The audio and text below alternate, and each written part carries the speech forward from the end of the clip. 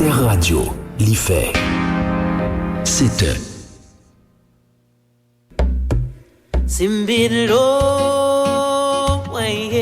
Bonjour, ici Malou Boboir sur Alter Radio. Alter Radio, l'idée frais.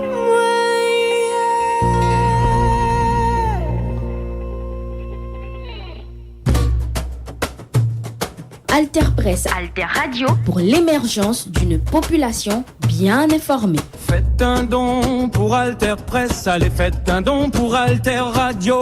Faites un don pour Alter Presse, allez faites un don pour Alter Radio. Votre solidarité peut vraiment tout changer. Allez, venez faire vivre l'info complète et libre. Faites un don pour Alter Presse, allez faites un don pour Alter Radio. Penchez-vous sur Alter Presse et faites un don. Merci, merci, merci pour l'appui citoyen. Merci, merci de votre soutien. Alter Radio. Bonjour, mon invité aujourd'hui est Bélir Nabli, professeur de droit à l'Université Paris-Est Créteil. On va un peu parler de droit international qui semble un peu sous la sellette. On entend de plus en plus qu'en fait le droit ça sert à rien, que c'est une survivance du passé et que c'est plutôt un frein à la démocratie. Disons que ce sont ceux qui veulent faire prévaloir la force, le rapport de force, qui tentent de développer ce type de test, tout simplement parce qu'ils sont en position d'imposer leur puissance aux autres États, y compris lorsqu'on est un intellectuel et qu'on croit dans le rapport de force et dans la logique des intérêts supérieurs des États. Mais cette manière de concevoir les relations internationales, on la connaît. C'est celle qui prévalait avant, justement, disons, la fin de la Deuxième Guerre mondiale et l'avènement du système onusien qui, précisément, à travers la Charte des Nations Unies, avait rompu avec la loi du plus fort en érigeant, premièrement, le principe de la souveraineté des États. Deuxièmement, l'interdiction de principe au recours à la force. Autrement dit, la prévalence d'autres moyens pour résoudre les différends que les États ont forcément entre eux, mais qui ne doivent pas résoudre précisément à travers le recours à la force. Donc c'est ça qui est en jeu et c'est ça qui est dangereux que de l'accepter. Parce qu'en fait, si on y voit bien, dire que c'est passéiste, c'est plutôt le recours à la force qui est du passé, puisque ces lois ont été bâties sur les ruines du nazisme. Celui qui incarnait la force et qui disait finalement la Pologne est faible, je peux l'attaquer, l'Autriche est faible, je peux l'annexer, c'était Hitler. Donc ce droit international a été bâti sur la défaite du nazisme. Exactement.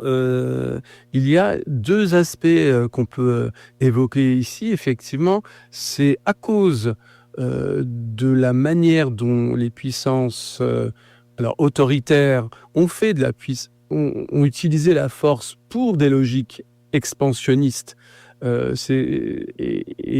manière dont finalement, on peut pas dire qu'elles ont neutralisé le droit international parce que précisément avant la Deuxième Guerre mondiale, il n'y avait pas un principe aussi clair d'interdiction du recours à la force.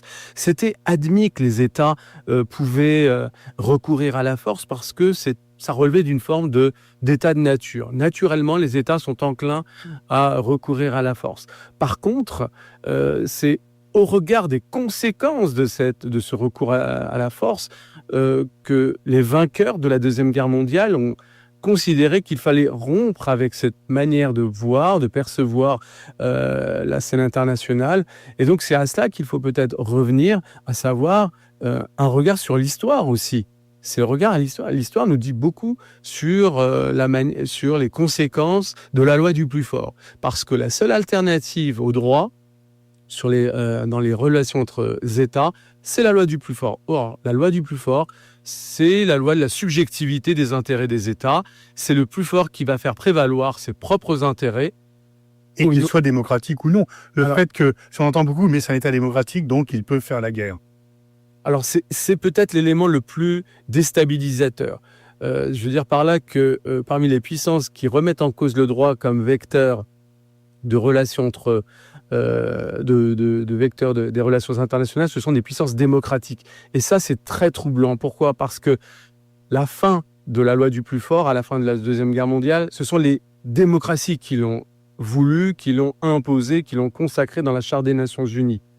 À l'inverse, c'est elles aussi qui ont développé ce qu'on appelle les valeurs libérales, c'est-à-dire non seulement le respect des États, à travers le respect de leur souveraineté, mais aussi le respect des droits de l'homme. Or là, ce qui est remis en cause, ce sont les deux aspects en question, à la fois la souveraineté des États et le respect des droits de l'homme, par des démocraties elles-mêmes. C'est-à-dire que les États-Unis de Donald Trump n'ont aucun respect particulier par rapport au droit international des droits de l'homme, mais aussi au droit international classique fondé sur la souveraineté des États. Donc là, on va prendre conflit par conflit, la guerre parce qu'on ne m'emploie pas le mot, on parle d'opération militaire, on parle de frappe, et c'est bien une guerre que les États-Unis et Israël ont lancée contre l'Iran. On peut bien employer le terme de guerre. Alors non seulement c'est une guerre, mais c'est une agression. C'est un crime d'agression auquel nous avons assisté dans la mesure où, effectivement, comme je vous l'ai dit... Et l'agression est un crime pour le droit international.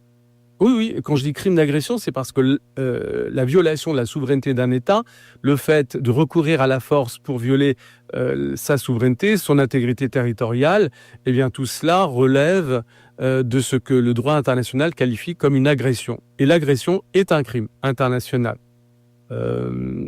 consacré en particulier par le statut de Rome, qui est le traité qui a créé la Cour pénale internationale.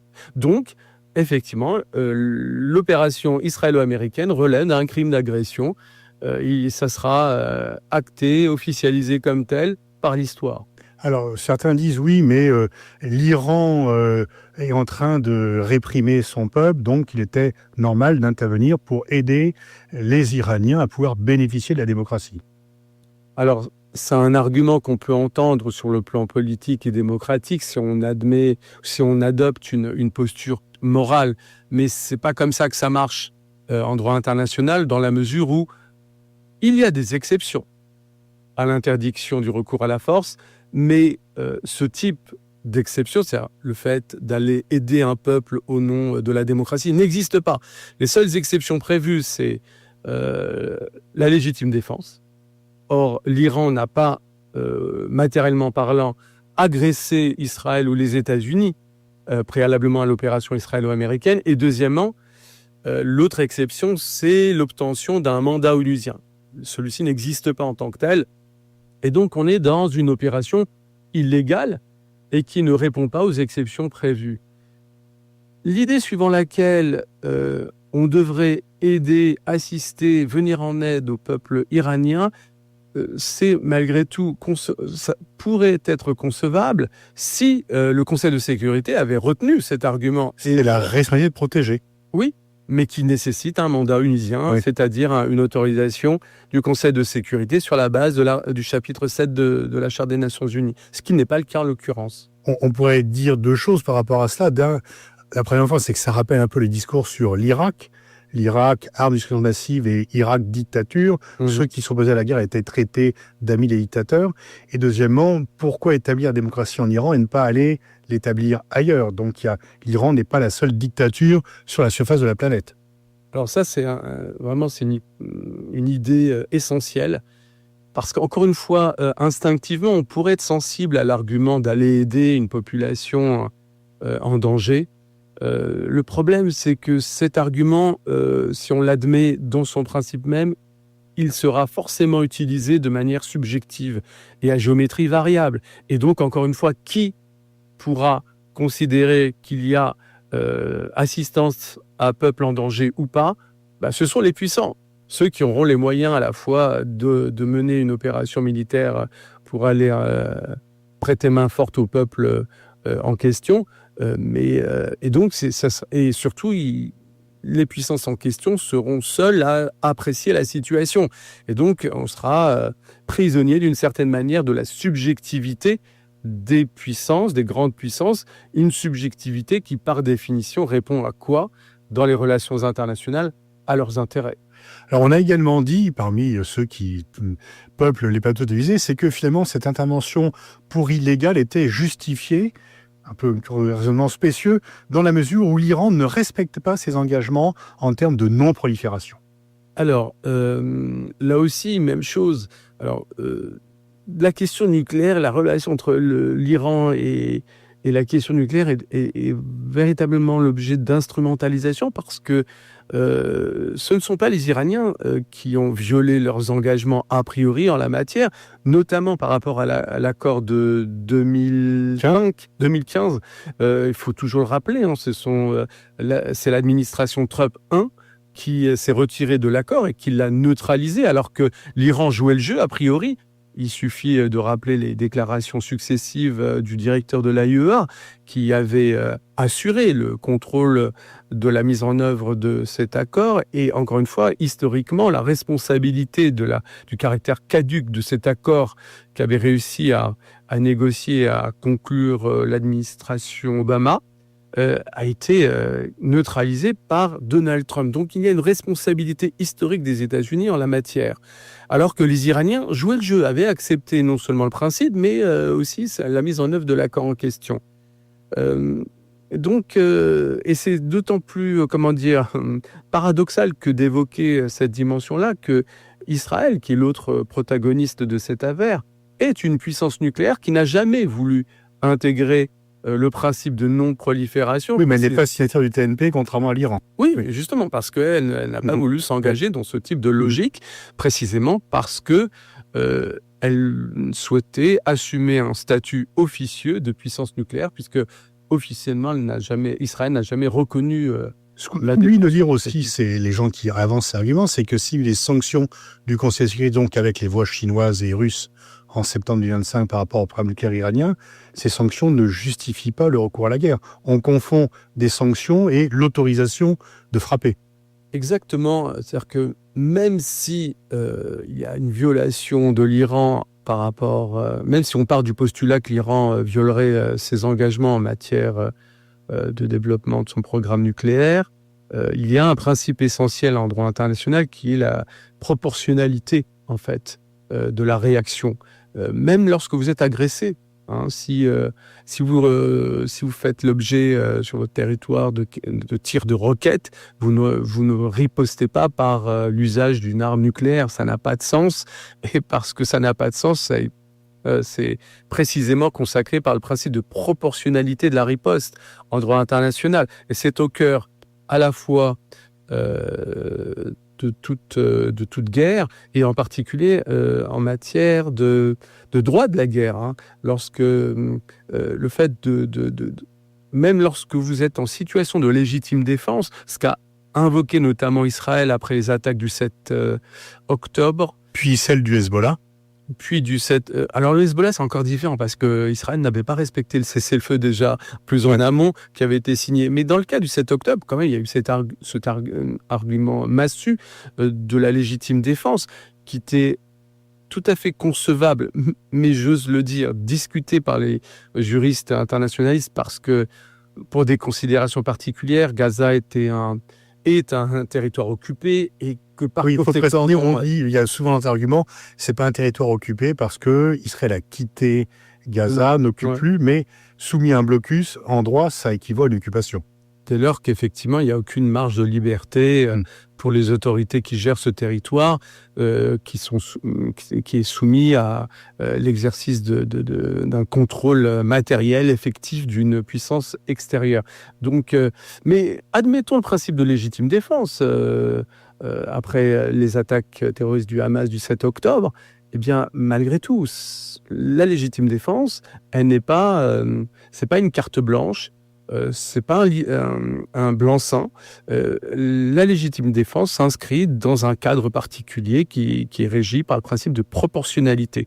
Vous n'écrasez pas une population, vous ne détruisez pas un territoire après avoir fait l'objet d'une attaque. Vous tentez déjà de protéger votre territoire, d'assurer la sécurité que vous n'avez pas réussi à assurer à l'occasion de l'attaque, et ensuite vous essayez de rendre justice par des moyens proportionnés. Alter Radio. Si l'Arabie Saoudite, les Émirats Arabes Unis, le Qatar ou la Jordanie, qui ont été frappés par l'Iran, frappaient à leur tour l'Iran, est-ce que ça rentrait dans le cadre de la légitime défense ? Oui, incontestablement. Leur territoire, leur intégrité territoriale, leur souveraineté ont été affectées, violées, il y a une légitime défense tout à fait légitime du côté de ces monarchies. Alors, ce qui est plus compliqué et plus intéressant en même temps, c'est que les Iraniens tentent parfois de viser des bases américaines sur le territoire. Mais c'est quand même leur territoire. Voilà, il n'empêche. Ce n'est pas ces bases ne relèvent pas de l'extraterritorialité pour autant. Ce ne sont pas des territoires. Ces bases ne relèvent pas du territoire américain. Donc, les monarchies ont permis aux Américains de s'installer. Donc, ça fait quand même toujours partie de leur territoire.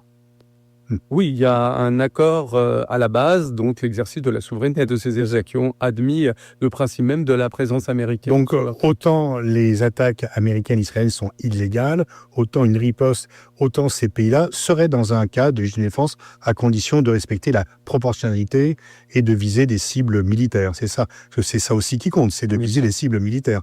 Or, on voit bien, même si on plaide l'erreur, que dès qu'il y a des frappes comme cela, ce qu'on appelle pudiquement ou de façon parfaitement hypocrite et assez dégueulasse, je dois dire, dommages collatéraux, ce sont des civils qui sont tués. Exactement. Alors, c'est un prolongement du principe de proportionnalité des ripostes. C'est-à-dire que non seulement les ripostes doivent être proportionnelles à l'agression, mais en plus, le droit de la guerre est fondé sur un principe très clair qui est la distinction entre les combattants, tout ce qui a trait aux forces armées, et les civils. Et les civils ne peuvent pas être la cible de l'usage de la force. Là où ça devient, délicat, mais le droit international est à la fois, fondé sur des principes clairs, mais qui peuvent être complexes dès lors qu'il faut les appliquer à des cas concrets, c'est lorsque ces civils se trouvent dans des zones stratégiques ou des bâtiments stratégiques. Là, pour le coup, dès lors que des missiles, par exemple, visent un lieu stratégique, notamment des centrales pétrolières, etc. Là, pour le coup, c'est légitime en temps de guerre que de viser des cibles stratégiques qui contiennent des réserves pétrolières. Mais si ça tue notamment des ouvriers présents, vous ne pourrez pas évoquer un crime de guerre en l'espèce. Il y a une zone grise qui doit être prise en compte.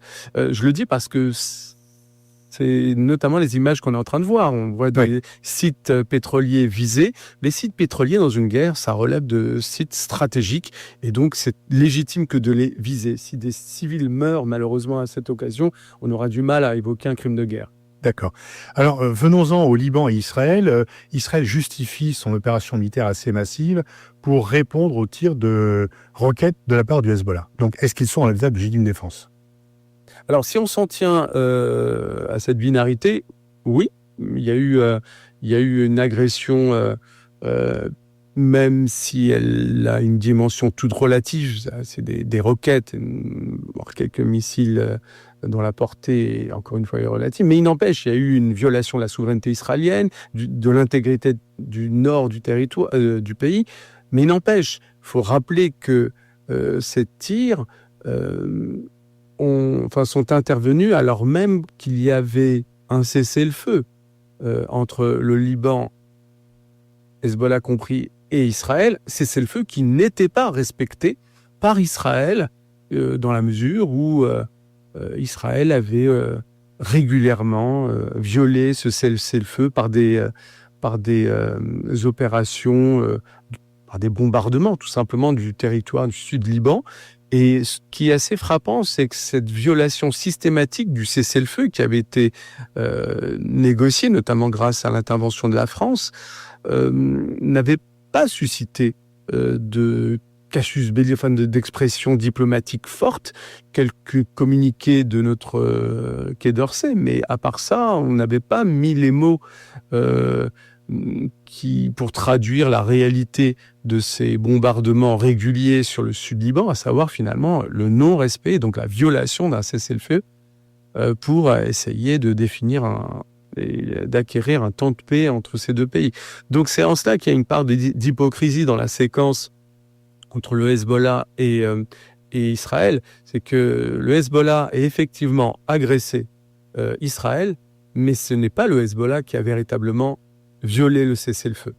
Et là, par ailleurs, il y a quand même entre 800 000 et 1 million de Libanais qui doivent quitter leur maison, leur habitation, des frappes, à peu près 1 millier de morts. Donc le moins qu'on puisse dire, c'est que c'est quand même largement disproportionné. On retrouve, j'allais dire, la marque de fabrique des opérations israéliennes. Elles sont largement disproportionnées.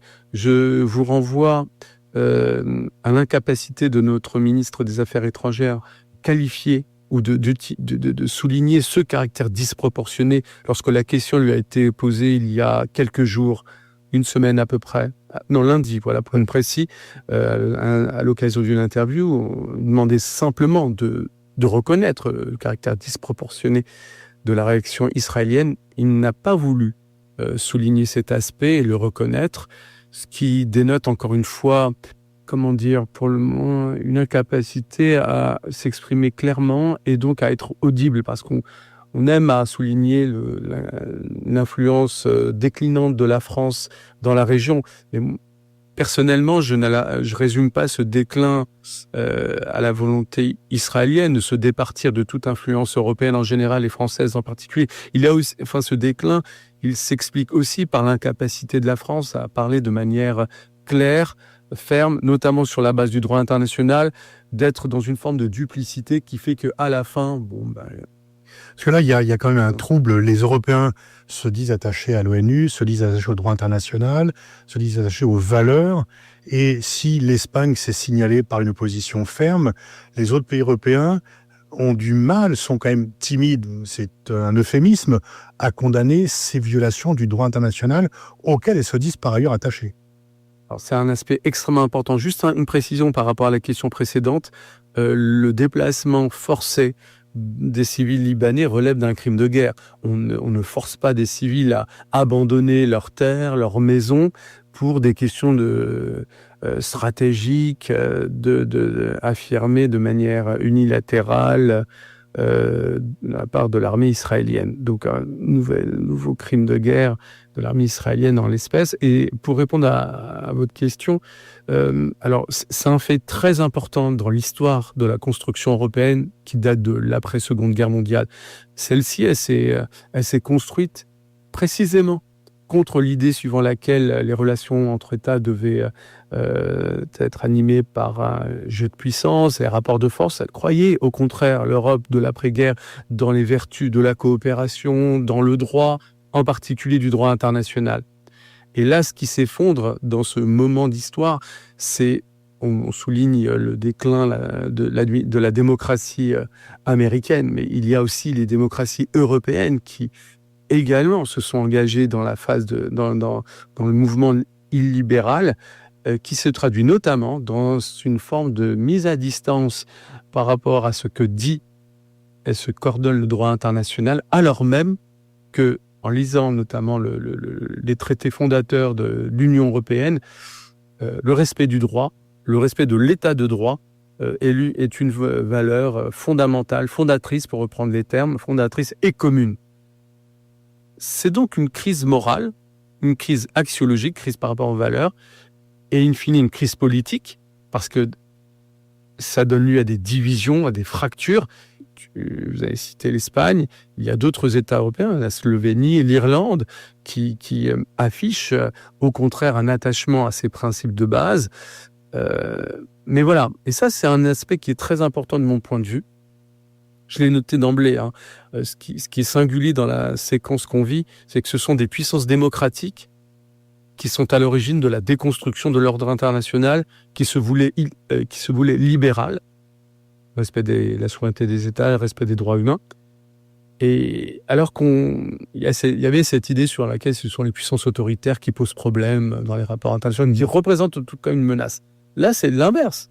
En fait, d'Israël aux États-Unis, en passant par le silence des Européens, on voit bien que c'est ce type de comportement qui, au contraire, déstabilise l'ordre international, et que ce sont des puissances démocratiques qui sont perçues comme des menaces par leurs voisins, les Canadiens, pour ce qui est des États-Unis, les États arabes s'agissant d'Israël. Et donc ça, c'est très, très troublant. Et donc, d'où ma thèse, que je défends notamment dans le livre, là, sur l'état de droit, la thèse étant que la remise en cause du respect du droit dans les démocraties qui sont elles-mêmes en crise, ce qu'on appelle la crise illibérale, affectent l'ordre international. Elle est même, cette crise de l'illibéralisme est même à la base de la déconstruction de l'ordre international né de la Deuxième Guerre mondiale. On s'y attendait pas, on pensait vraiment que ça allait être des puissances telles que la Corée du Nord ou la Chine, voilà. Pas Russie. La Russie quand même, l'agression de 2002. Non, mais on s'attendait à ce que la Russie viole le droit international. Et donc, est-ce que c'est pas quand même une remise en cause grave de notre crédibilité diplomatique ? Bien sûr, incontestablement. Mais pour le coup, alors vous êtes mieux placé que moi pour le savoir. Vous avez vos écrits en la matière, elle avait déjà noté cette duplicité de l'Occident et comment c'était perçu traditionnellement d'abord par le tiers-monde, puis par le Sud global. Donc de ce point de vue-là, c'est pas totalement nouveau. La nouveauté, c'est la prise de conscience des Occidentaux eux-mêmes de leur propre duplicité. J'ai en mémoire notamment la prise de parole récente du Premier ministre canadien qui a reconnu que d'une certaine manière, on les avait pris la main dans le sac. Autrement dit, les grands discours sur le respect du droit, etc.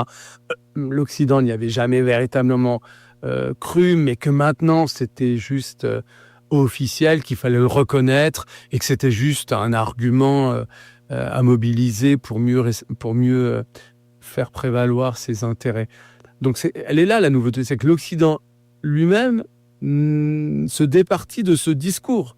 Et donc, de cette duplicité, on n'est plus dans la tentative de mettre en avant le respect des droits humains, etc. Vous noterez vous-même, même la France ne fait plus l'effort de mettre en avant les dossiers des droits de l'homme, la question des droits de l'homme dans ses relations bilatérales et dans l'agenda international. Il y a une forme de mise en retrait de cette dimension libérale du droit international tel qu'il est né après la Deuxième Guerre mondiale, et ça affecte notre propre tradition diplomatique. Merci Bélian Nabli pour ce point vraiment très intéressant sur le droit international et les réflexions politiques et géopolitiques qui en découlent. Alter Radio. Alter Radio, l'autre idée de la radio. Alter Radio. 106.1 FM. L'autre idée de la radio.